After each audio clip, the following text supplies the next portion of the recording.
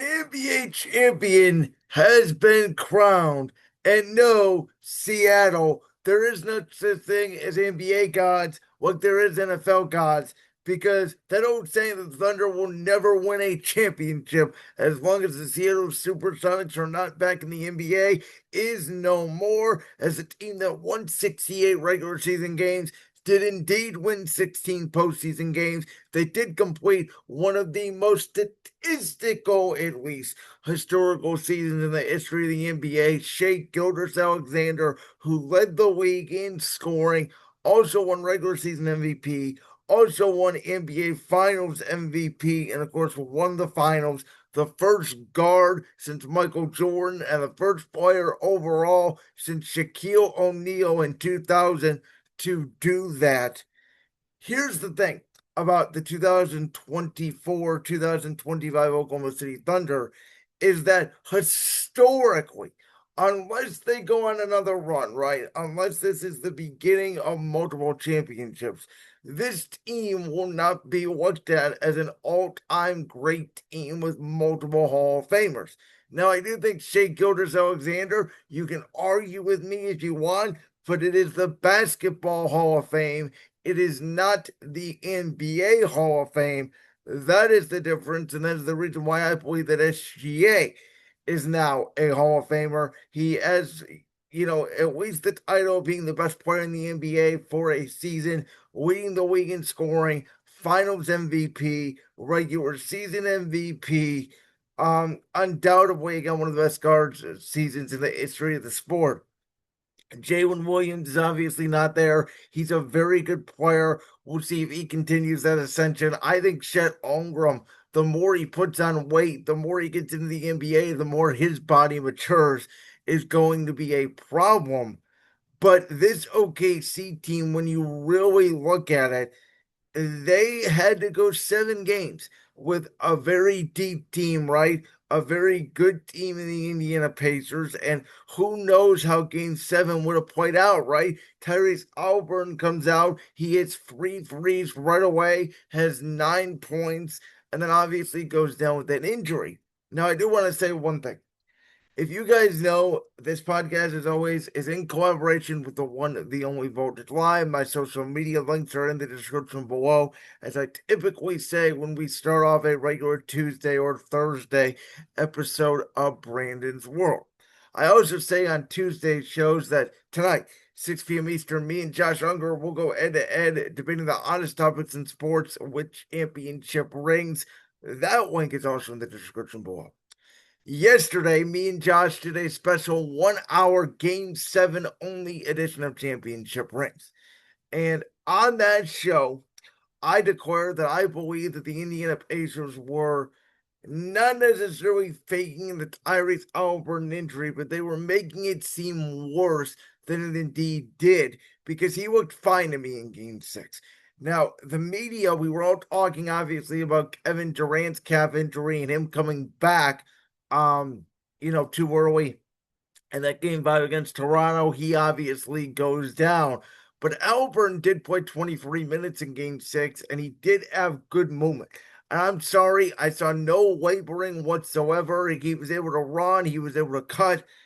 And I just said, is it possible under the scenario that Tyrese Haliburton was hurt? Yes, but maybe the calf injury was not as severe as they want us to, because Oklahoma City, it looked like they played Haliburton on Thursday night as though he was either going to be severely limited or that he was not going to play, and that they had game 6 in the bag. And again, to me, if you're an historic great team, do you go to 2 game 7s, right? Does Nikola Jokic almost beat this team by himself? This Indiana Pacer team, who, if they would have won the championship last night, I think you could have made a case that two-time NBA champion, one-time NBA Finals MVP, one-time Eastern Conference Final MVP, two-time All-NBA selection, two-time All-Star, most improved player award winner Pascal Siakam, you could make a case for him in the Basketball Hall of Fame because I think he would have had a better resume than Carmelo, who's already in the Hall of Fame, James Harden, who people want to put in the Hall of Fame, and Russell Westbrook, who people want to put in the Hall of Fame. But nonetheless, you know, I don't know how I feel about this, right? It's bittersweet. I mean, we all watch Tyrese Haliburton go down, and again, I thought maybe it was some gamesmanship on the part of Indiana. It clearly was not. Now we know the Eastern Conference is completely wide open next year. There's going to be no Tyrese Haliburton. There's going to be no Jason Tatum. It's basically, for me, down to the Knicks, the Cavs, the Magic, and obviously I think this changes everything for Giannis Antetokounmpo and the Milwaukee Bucks. There's going to be no Damian Lillard, by the way, also. So, this thing's going to be wide open. But the point is that Indiana kept this game close within a half. OKC came out, and by the way, Mark Daigneault once again started Alex Caruso in the second half. I did not like that. I did not like Mark Daigneault's coaching in this series. I think Mark Daigneault got completely outworked in this series. I think at the end of the day, nobody on Indiana in the second half could make a shot but TJ McConnell, who at that point, if Indiana was going to win the game, he was probably going to win MVP because he had the best game and he had the most impact on the game. Benedict Mathurin had an incredible fourth quarter, which it had no flow. There were like 50 free throws in that game. So it was a weird game. Indiana couldn't buy a shot in the second half, as I predicted before the series started. I thought Indiana was more of a March Madness Cinderella team, and I said once they got to Game 7, it felt like the Butler team that made it all the way to the national championship, who just could not close the deal. And, before the season started, I will say this. I did predict Shai Gilgeous-Alexander to win regular season MVP. I did predict Shai Gilgeous-Alexander to win the NBA Finals MVP. I did predict the Thunder to cruise through the West and easily win the number one seed. I did also say that they were going to win the championship in 7 games. My only thing wrong there is I predicted the seventh game win in OKC over Boston, not Indiana. And so I know this Thunder team to a T. Again, I know everybody wants to talk dynasty. I don't see it. I know they got a lot of youth, but we're going to talk about it on tomorrow's show.